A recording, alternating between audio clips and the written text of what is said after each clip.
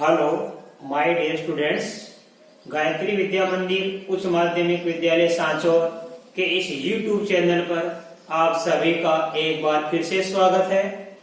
प्रिय विद्यार्थियों, मैं अनिल कुमार सोनी कक्षा 8 विषय गणित अध्याय 7 घन और घनमूल के प्रश्न 7.1 के सवाल आज आपको हल कराने जा रहा हूँ। देखो बच्चों, क्वेश्चन नंबर 1, निम्न में से कौन सी संख्याएं पूर्ण घन नहीं है? यानी संख्या का घनमूल ज्ञात करो या जांच करो कि ये संख्या घनमूल पूर्ण घन संख्या है या नहीं है। इसके लिए हम क्या तरीका लगाते हैं, दी गई संख्या का भाज्य गुणनखंड करते हैं और प्रत्येक भाज्य संख्या को 3-3 का समूहों में जांचते। प्रत्येक भाज्य संख्या यदि 3-3 के समूह में बन जाती है या प्राप्त होती है तो दी गई संख्या पूर्ण घन है, अन्यथा नहीं। देखो मैं साल में एक बता रहा हूं बच्चों आपको। सबसे पहले 216 के हम करेंगे भाज्य गुणनखंड। बच्चों 2 का भाग देंगे तो ये आएगा 108, फिर हम 2 का भाग देंगे तो आएगा 54, फिर 2 का भाग देंगे तो आएगा 27। अब 27 में 3 का भाग जाता है बच्चों 9 बार। अब 9 फिर 3 का भाग जाता है बच्चों 3 बार, फिर 3 में 3 का भाग जाता है 1 बार, राइट। तो देखो बच्चों यहाँ पे 216, हम 216 को क्या ले सकते हैं, 2 गुणा 2 गुणा 2, 3 गुणा 3 गुणा 3। अब देखो बच्चों यहाँ पे ये भी अभाज्य संख्या 2 3 के समूह में है और ये अभाज्य संख्या 3 है, ये भी 3 के समूह में है। तो लिखेंगे चूंकि प्रत्येक अभाज्य संख्या, प्रत्येक मतलब अभाज्य संख्या 2 और 3, प्रत्येक अभाज्य संख्या 3 के समूह में है,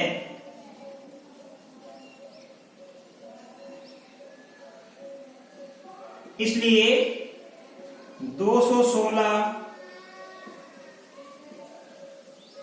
एक पूर्ण घन है या पूर्ण घन संख्या है। बस ये 3-3 के समूह में आएगी प्रत्येक अभाज्य संख्या, तो ये क्या हो गया, ये 216 पूर्ण घन संख्या है। इससे इसकी जांच कर लो आप। देखो बच्चों 128, 2 का भाग देंगे 64, 2 का भाग देंगे 32, 2 का भाग देंगे 16 और 2 का भाग देंगे 8, 2 का भाग देंगे 4, 2 का भाग देंगे 2, 2 का भाग देंगे 1। तो देखो आप यहां भी कर सकते हैं अपन। तो देखो यहाँ पे 128 बराबर क्या लिखेंगे, 2 गुणा 2 गुणा 2 गुणा 2 गुणा 2 गुणा 2, 1 2 3 4 5 6 7, 1 2 3 4 5 6 और ये 7। तो देखो ये 3 का समूह बन गया और ये 3 का समूह बन गया, लेकिन इसका समूह बना ही नहीं। तो लिखेंगे यहां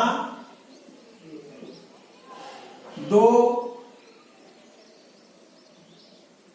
3 के समूह में नहीं है, 3 के समूह में नहीं है, इसलिए 128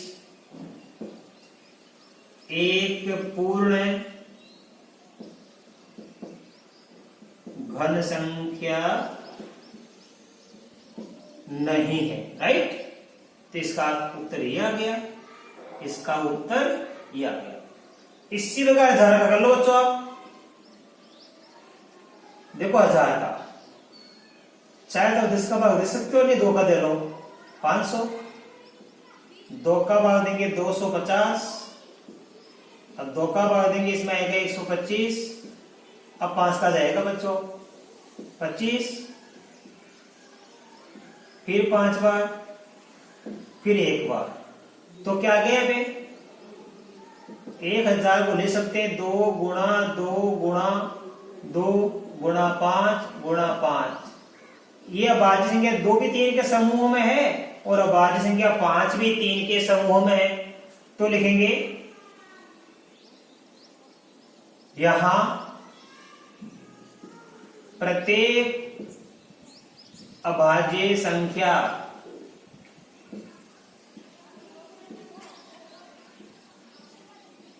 तीन के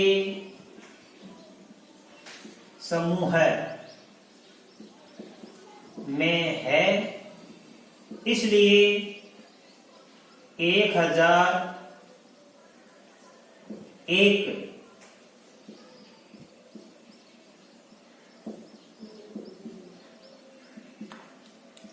पूर्ण घन संख्या है। राइट, 100 का कर लीजिए। अब इसी प्रकार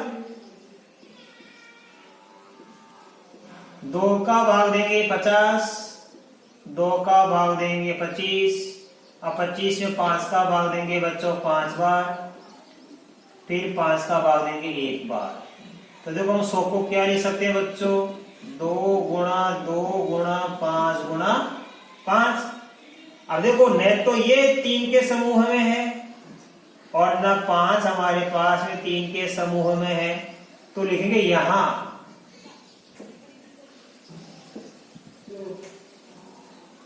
प्रत्येक अभाज्य संख्या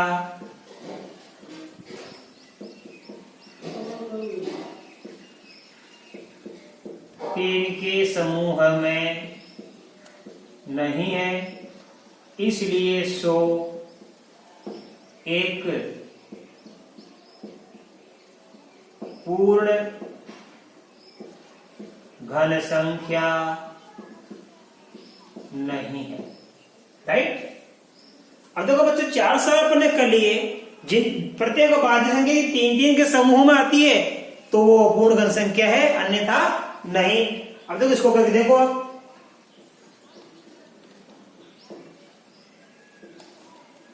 सबसे पहले 2 का भाग देंगे तो आधी हो जाएगी, ये 23, ये 3, ये 28। फिर 2 का भाग देंगे तो ये आ जाएगा 1, फिर 2 का भाग देंगे, मुझे तो आता है, आप भाग देके देखना बच्चों। 2 पंजे 10 बच गया 1, 2 पंजे 16। फिर 2 का भाग देंगे, ये 29, ये 16। फिर 2 का भाग देंगे, ये 1, 2 चौके 8 बच गया 1, 2 पंजे 10 बच गया 1, 2 पंजे 16, 2 साते 14 और ये आ जाएगा 29। अब इसमें 3 का भाग जाएगा बच्चों, फिर 3 का भाग देंगे हम, ये आ गया यहाँ पे 3 27, फिर यहाँ पे आ जाएगा 9, फिर यहाँ पे आ जाएगा 3, ये आगे। अब देखो बच्चों ये 2 3 के समूह में, ये 2 3 के समूह में, ये 3 3 के समूह में, ये 3 3 के समूह में आ गया। ठीक है, तो लिखेंगे अभाज्य संख्या यहां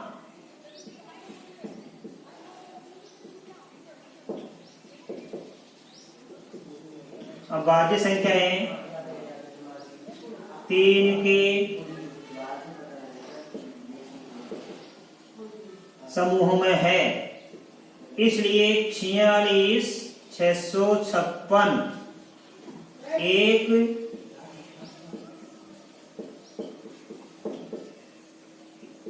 पूर्ण घन संख्या है। तो अच्छी तरह आपको पहला सवाल समझ में आ गया बच्चों। अब आप इसका स्क्रीनशॉट लो, मैं आपको इसका सवाल नंबर 2 सिखाऊंगा। हाँ, आप देखिए बच्चों, क्वेश्चन नंबर 2, किस छोटी प्राकृत संख्या से निम्नलिखित संख्या को गुणा करने पर एक पूर्ण घन संख्या प्राप्त होगी। तो वही तरीका, सबसे पहले आप इनका भाज्य गुणन कर लीजिए। इसमें 3 का भाग जाता है 81 बार, 3 का भाग जाएगा 27 टाइम, 3 का भाग जाएगा 9 बार, 3 का भाग जाएगा 3 बार और 3 का भाग जाएगा 1। ठीक है, अब पूर्ण घन बनाने के लिए प्रत्येक भाज्य संख्या क्या होनी चाहिए, 3 के समूह में होनी चाहिए। देखो बच्चों यहाँ पे ये 3 का समूह बन गया, इनका समूह बना ही नहीं। राइट, तो देखो यहाँ ये 3 का समूह बन गया, ये 2 का समूह है, तो कितनी बार कम बढ़ गया 3, 1 बार। तो लिखेंगे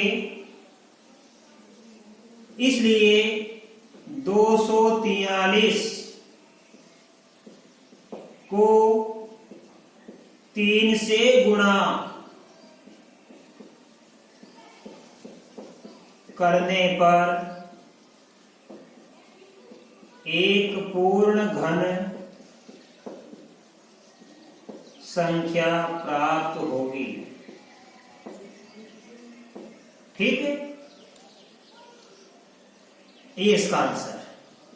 क्यों कि यहां देखो ये 3 का समूह बन गया, यह 2 का समूह है।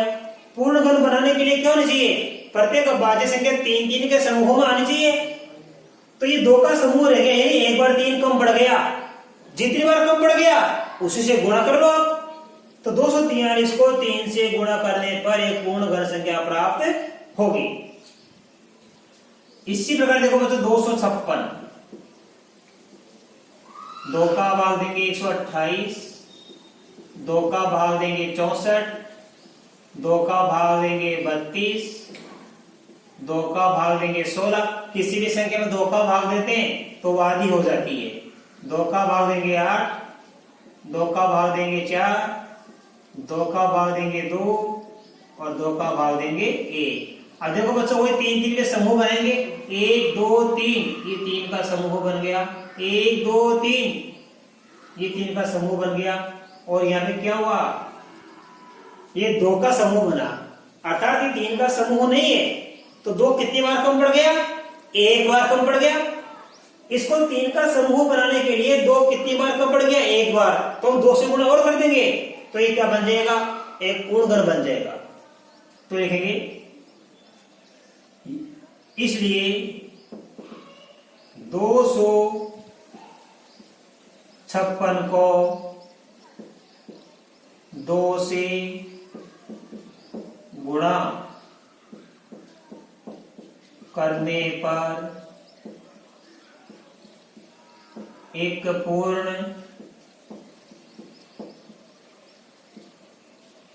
घन संख्या प्राप्त होगी। इसी प्रकार देखो थर्ड नंबर बच्चों आप 72 का कर लेंगे अभाज्य गुणनखंड। देखो ध्यान से 2 का भाग दिया 36, 2 का भाग दिया 18, 2 का भाग दिया 9। अब 9 में 2 का भाग नहीं जाएगा क्योंकि ये विषम संख्या आ गई। 3 का भाग देंगे 3, 3 का भाग दिया 1। तो देखो बच्चों ये अभाज्य संख्या 2 कितनी बार गई? 3 बार। 1 2 3, तो ये 2 तो 3 के समूह में आ गया, लेकिन ये 3 3 के समूह में नहीं आया। ये 3 किसके समूह में आया? 2 के समूह में आया। तो इसको 3 का समूह बनाने के लिए 3 कितनी बार गुणा करेंगे? यदि हम एक बार और गुणा कर दें तो ये 3 का समूह बन जाएगा। इसका मतलब ये हुआ, इसलिए 72 को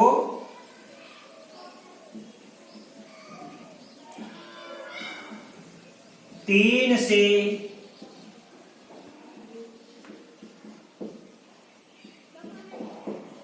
गुणा करने पर एक पूर्ण घन संख्या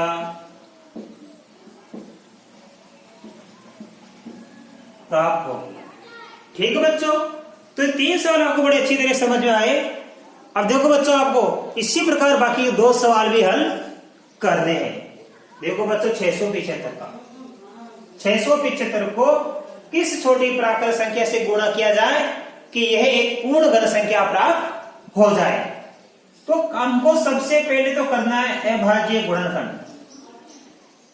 अब देखो इकाई अंक 5 है और ये 5 क्या होता है? विषम। विषम में 2 का भाग जाता ही नहीं है, तो 2 का भाग नहीं जाएगा तो हम 3 का भाग देके देखेंगे। ये 3 का भाग देंगे। देखो 6 में 3 का भाग 2 बार गया, 7 में 3 का भाग 2 बार गया, पीछे बच गया 1 से 5 15 बच जाता है। 15 में 3 का भाग देंगे 5 बार, फिर 3 का भाग देंगे 3 7 21, पीछे बच गया 1 से 5 15, तो 3 पंजे 15, फिर 3 का भाग देंगे 3 दूनी 6, 7 में बच गया 1 से 5 कितना होता है? 15। 15 में 3 का भाग देंगे तो 5 बार जाता है, 3 पंजे 15।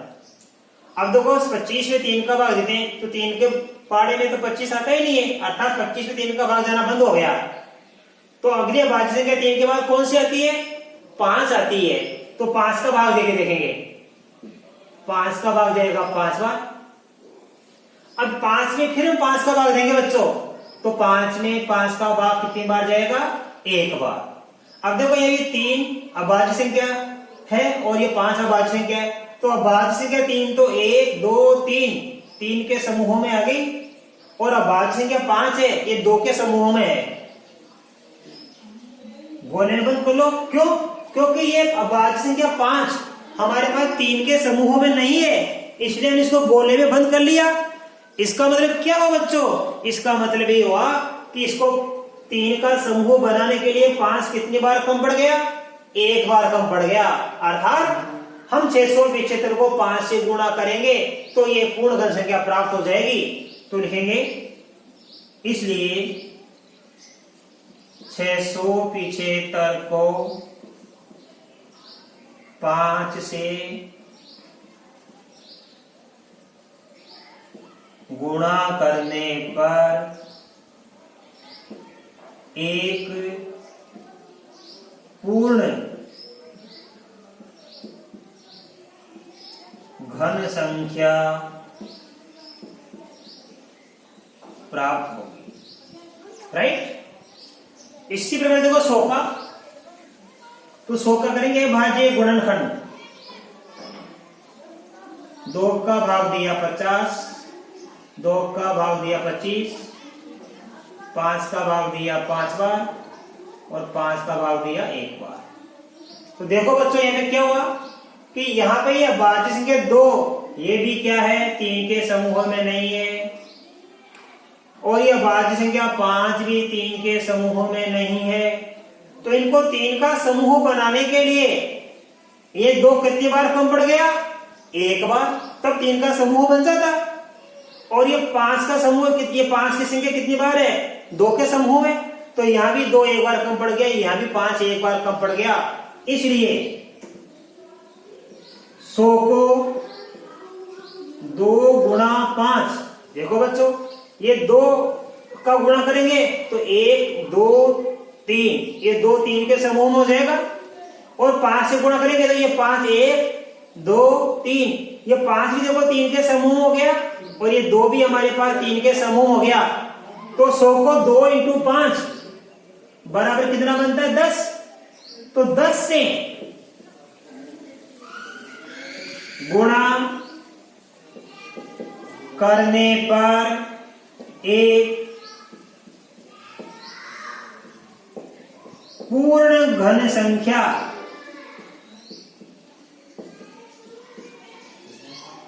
प्राप्त होगी। ठीक है बच्चों, इस प्रकार हमने जांच कर ली कि प्रत्येक प्राकृत संख्या को किस छोटी संख्या से गुणा करने पर एक पूर्ण घन संख्या प्राप्त होगी। इसको 3 से, इसको 2 से, इसको 3 से और इसको 5 से। यहाँ क्या 2 भी 1 बार कम पड़ गया, 5 भी 1 बार कम पड़ गया, तो 2 इंटू 5 10 से गुणा करने पर एक पूर्ण घन संख्या प्राप्त होगी। अब मान लो इसी सवाल को आगे बढ़ा दिया जाए तो बताइए फिर प्राप्त पूर्ण घन संख्या का घनमूल भी ज्ञात कीजिए। अब मान लो अब आ जाए कि इसको 3 से गुणा करने पर जो हमको पूर्ण घन संख्या प्राप्त होगी उसका घनमूल भी ज्ञात कीजिए। तो कितनी होगी?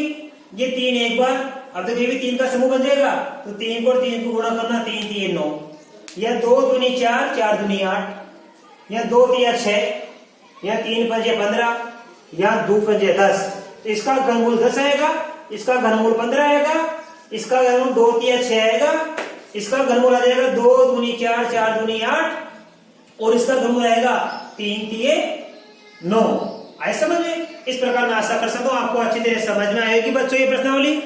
बाकी इसके बाद में मैं आगे के सवाल कल के नए वीडियो में सिखाऊंगा। तब तक के लिए धन्यवाद।